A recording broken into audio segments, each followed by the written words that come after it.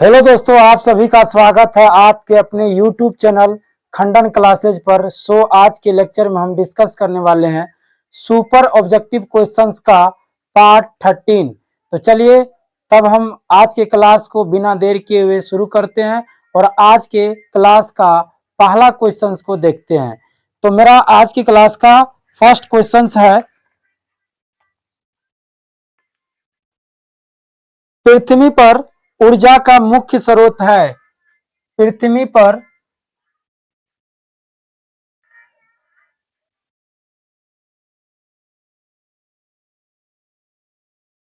पृथ्वी पर पृथ्वी पर ऊर्जा का मुख्य स्रोत है। ऊर्जा का मुख्य स्रोत है। मुख्य स्रोत है। तो इस प्रश्न का जो राइट आंसर होगा वो क्या होगा? इस प्रश्न का जो राइट आंसर होगा वो सूर्य होगा। पृथ्वी पर ऊर्जा का जो इंपॉर्टेंट सोर्स होता है, मुख्य स्रोत होता है, वो क्या होता है? सूर्य। चलिए अब हम नेक्स्ट अगले प्रश्न की ओर बढ़ते हैं। मेरा अगला प्रश्न है, फेरस सल्फेट क्रिस्टल का रंग होता है। फेरस सल्फेट फेरस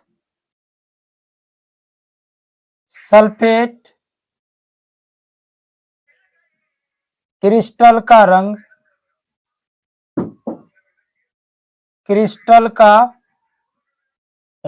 होता है।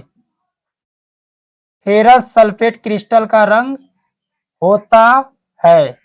इस प्रश्न का जो राइट आंसर होगा वो क्या होगा? हरा या नीला। हरा या नीला होता है। फेरस सल्फेट क्रिस्टल का रंग कैसा होता है? हरा या नीला। तो चलिए अब हम नेक्स्ट अगले प्रश्न की ओर बढ़ते हैं। मेरा अगला प्रश्न है ग्लूकोज का रासायनिक सूत्र होता है।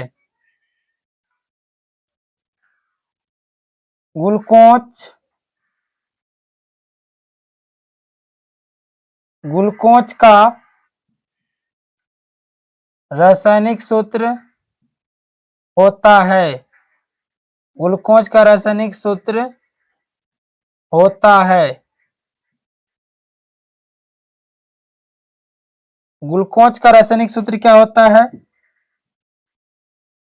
इस प्रश्न का राइट आंसर तो आप लोग जानते ही होंगे। ग्लूकोज का रासायनिक सूत्र क्या होता है पिछले लेक्चर में भी हम बता चुके हैं। पिछले लेक्चर के अंदर भी इस तरह का प्रश्न हम करवा चुके हैं आप लोगों को। ग्लूकोज का रासायनिक सूत्र होता है C6H12O6। चलिए अब हम नेक्स्ट अगले प्रश्न की ओर बढ़ते हैं। मेरा अगला प्रश्न है, साधारण ताप पर फास्फोरस का अणु सूत्र होता है। सामान्य या साधारण ताप पर, साधारण के जगह पर सामान्य वर्ड भी हम यूज कर सकते हैं। साधारण ताप पर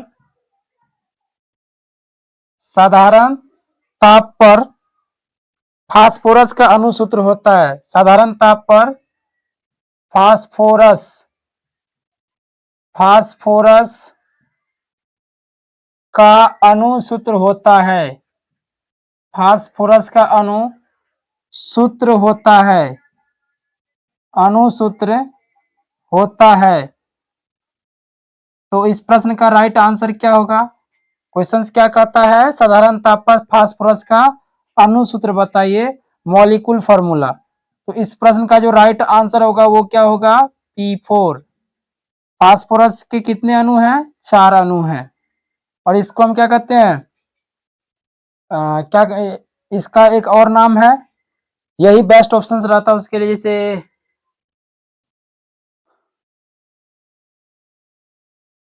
तो क्या कहते हैं, इसका क्या नाम है, अभी माइंड से निकल रहा है, बता दूंगा। P4 साधारण ताप पर फास्फोरस का अणु सूत्र होता है क्या? P4। चलिए अब हम नेक्स्ट अगले प्रश्न की ओर बढ़ते हैं। मेरा अगला प्रश्न है,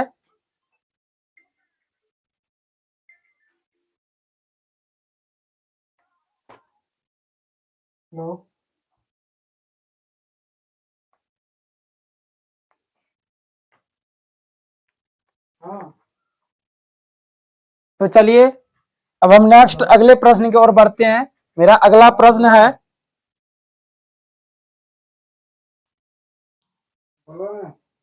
स्टेनलेस स्टील मिश्र धातु है।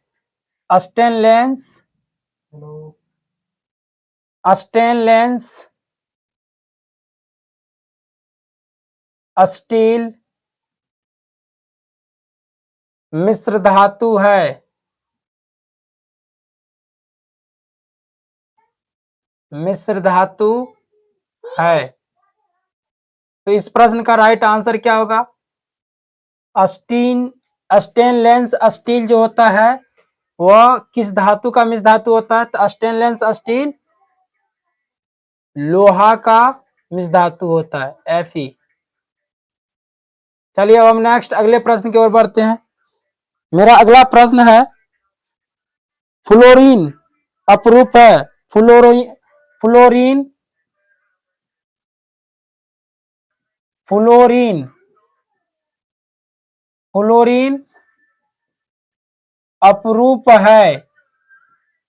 अपरूप है किसका? कार्बन का। फ्लोरीन किसका अपरूप होता है? कार्बन का। आप लोग हमें ये कमेंट करके बताइए कि फ्लोरीन का जो स्ट्रक्चर होता है वो कैसा होता है। फ्लोरीन अपरूप है किसका? कार्बन का। कार्बन का। इसके बाद फिर हम नेक्स्ट अगले प्रश्न की ओर बढ़ते हैं। मेरा अगला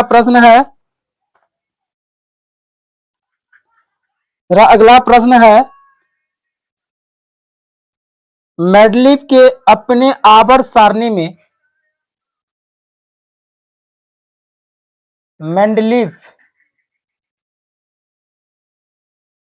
मेंडलीव के अपने आवर्त सारणी में अपने आवर्त सारणी में आवर्त सारणी में तत्वों को सजाया। मेंडलीव के अपने आवर्त सारणी में तत्वों को सजाया। मेंडलीव के अपने आवर्त सारणी में तत्वों को सजाया। तो बताइए मेंडलीव अपने आवर्त सारणी में तत्व को किस क्रम में सजाया और किस विभाग पर, किस आधार पर सजाया? मेंडलीव के अपने आवर्त सारणी में तत्वों को सजाया किस क्रम में सजाया था? मेंडलीव अपने आवर्त सारणी में तत्व को परमाणु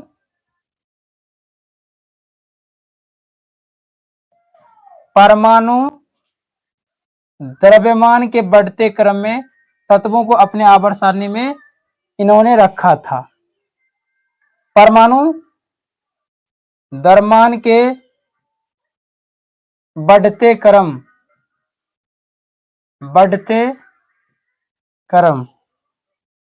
परमाणु द्रव्यमान के बढ़ते क्रम में सजाया था मेंडलीव महोदय तत्व को अपने आवर्त सारणी में। ओके, तो इस प्रश्न का राइट आंसर क्या बना? परमाणु द्रव्यमान के बढ़ते क्रम। हाँ, परमाणु द्रव्यमान के बढ़ते क्रम में सजाया था अपने आवर्त सारणी में तत्वों को। कौन? मेंडलीव। चलिए अब हम नेक्स्ट अगले प्रश्न की ओर बढ़ते हैं। मेरा अगला प्रश्न है, ऊर्जा का ऐसा ही मात्रक होता है। Is very simple. ऊर्जा का एसआई मात्रक, ऊर्जा का एसआई मात्रक होता है। तो इस प्रश्न का जो राइट आंसर होगा वो क्या होगा? जूल। सबको पता होगा इस क्वेश्चन का आंसर। इस प्रश्न का जो उत्तर है वह आप सबको भी पता होगा कि क्या होने वाला है। है ना। ऊर्जा का एसआई मात्रक होता है क्या, जूल। और बिल्कुल आसान प्रश्न है, ऐसे प्रश्न का आंसर सारे स्टूडेंट लगाते हैं, है ना। तो ऊर्जा का एसआई मात्रक होता है जूल। चलिए, अभी तक हम जितना भी प्रश्न करवाए उन सारे प्रश्न को आप लोग पहले फटाफट नोट कर लीजिए, इसके बाद फिर हम नेक्स्ट जो क्वेश्चंस बच गए हैं उनको करेंगे।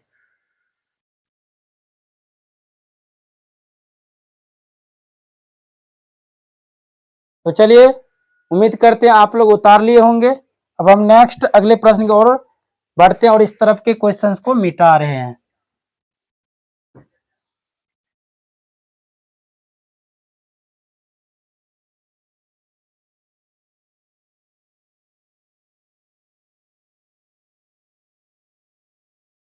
अब मेरा नेक्स्ट अगला प्रश्न जो है वो क्या है, निम्न में से किसका अर्थ जल होता है।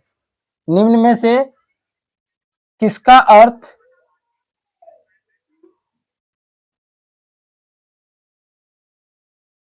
निम्न में से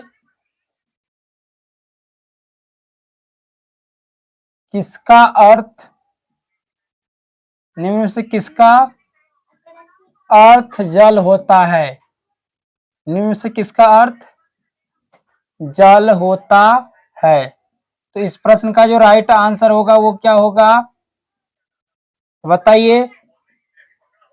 जल का क्या कहते हैं, किस चीज से जल बना है, जिस चीज से जल बना है जल का अर्थ वही होगा, वही पूछा जा रहा है क्वेश्चंस में। निम्न में से किसका अर्थ जल होता है, तो जल जिससे बना है जल का अर्थ वही निकलेगा, या उसी का अर्थ होगा जल, है ना। तो इस प्रश्न का जो राइट आंसर होगा वो क्या होगा, हाइड्रो। हाइड्रो का अर्थ होता है जल। किसका अर्थ जल होता है, हाइड्रो का अर्थ होता है जल। चलिए, अब हम नेक्स्ट अगले प्रश्न की ओर बढ़ते हैं। मेरा अगला प्रश्न है मेरा अगला प्रश्न है निर्वात में प्रकाश की चाल क्या होता है। बिल्कुल आसान प्रश्न है। निर्वात निर्वात में प्रकाश निर्वात में प्रकाश की चाल होता है। निर्वात में प्रकाश की चाल क्या होता है, या होता है, ऐसे भी पूछा जा सकता है। निर्वात में प्रकाश की चाल होता है। निर्वात में प्रकाश की चाल होता है, तो कितना होता है निर्वात में प्रकाश की चाल। निर्वात में प्रकाश की चाल की यदि हम बात करें कितना होता है, 3 गुना 10⁸ मीटर पर सेकेंड, लेकिन वायु की तुलना में ज्यादा होता है, और वायु में क्या होता है, निर्वात की तुलना में कम होता है। निर्वात में प्रकाश की चाल कितना होता है, निर्वात को अंग्रेजी में वैक्यूम बोलते हैं, 3 × 10⁸ मीटर पर सेकेंड। चलिए, अब हम नेक्स्ट अगले प्रश्न की ओर बढ़ते हैं। मेरा अगला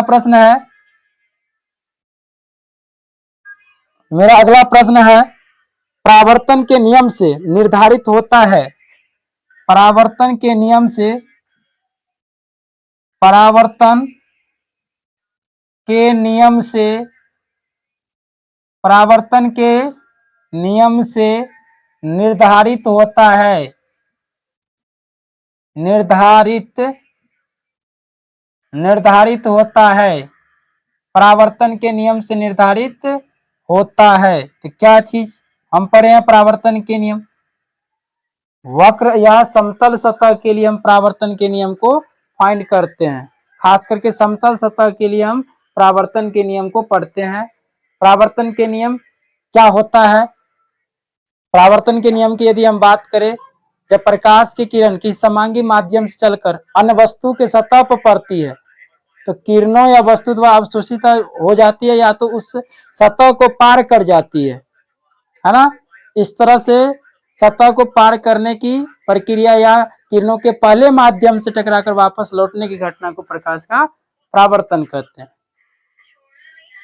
अगर आप डिफिकल्ट नहीं जाना चाहते हैं तो सीधा बोलिए, प्रकाश के किरणों का पहले माध्यम से टकराकर वापस लौटने की घटना को प्रकाश के परावर्तन कहते हैं। प्रकाश के परावर्तन नियम यदि बात करें तो प्रकाश के परावर्तन नियम की यदि बात करें तो इनके दो नियम दिए गए हैं, है ना।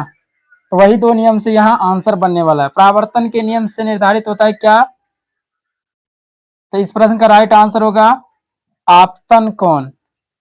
आपतन कोण। दूसरा परावर्तन कोण। परावर्तन कोण। आपतन कोण दूसरा, परावर्तन कोण। चलिए अब हम नेक्स्ट अगले प्रश्न की ओर बढ़ते हैं।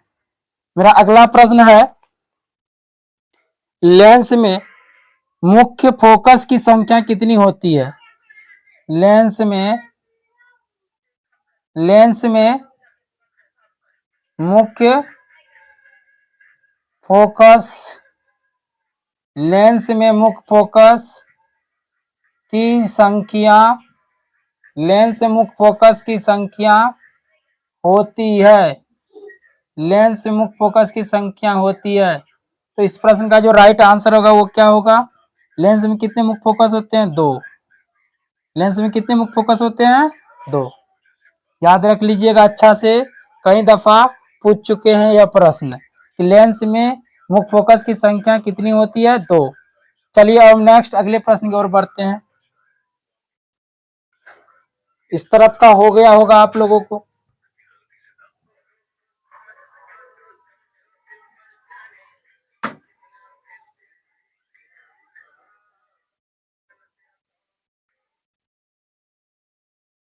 अब मेरा जो नेक्स्ट प्रश्न है वो क्या कहता है, ताप बढ़ने से चालक का प्रतिरोध। ताप बढ़ने से, ताप बढ़ने से चालक का प्रतिरोध। ताप बढ़ने से चालक का प्रतिरोध में क्या होता है, इंक्रीजिंग की डिक्रीजिंग। ताप बढ़ने से चालक का प्रतिरोध इंक्रीज होता है। ताप बढ़ने पर चालक का जो प्रतिरोध होता है वो बढ़ता है। इस प्रश्न का राइट आंसर क्या होगा, बढ़ता है। बढ़ता है। ताप बढ़ने से चालक का प्रतिरोध बढ़ता है। तो चलिए आज की क्लास में हम बस इतना ही प्रश्न करने वाले थे और इतना ही प्रश्न किए। तो दोस्तों तब हम आज के क्लास को इसी जगह पर स्टॉपेज करते हैं। इससे आगे की क्लास फिर हम नेक्स्ट डे में लेकर आने वाले हैं। और तब तक के लिए आप सबों को मेरी तरफ से थैंक यू।